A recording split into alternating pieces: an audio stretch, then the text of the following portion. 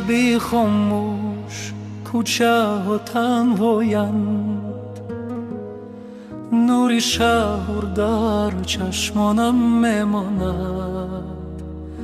از تو رفتم ولی دل نمیرود، یادی تو هر شب مرا میسوزاند.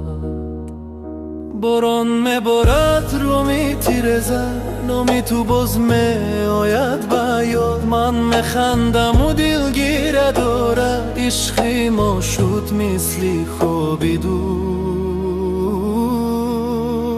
هی دختری شب و یارم، تو ماندی در دلی بخوابم. هر کجا روم باز تو هستی، مثلی آهنگی در یادم. ای محبتی گم شده ای من، به تو شهرم سرد شده است. در میانی چراغای شب دلم تنها تو را جستجو.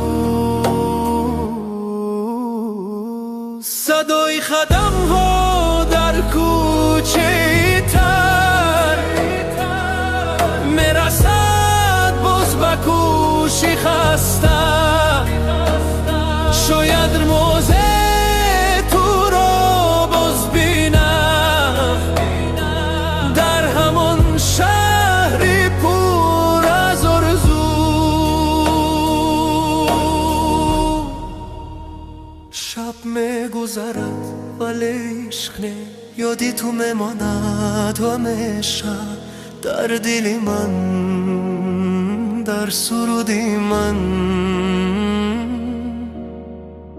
توی یگانه قصه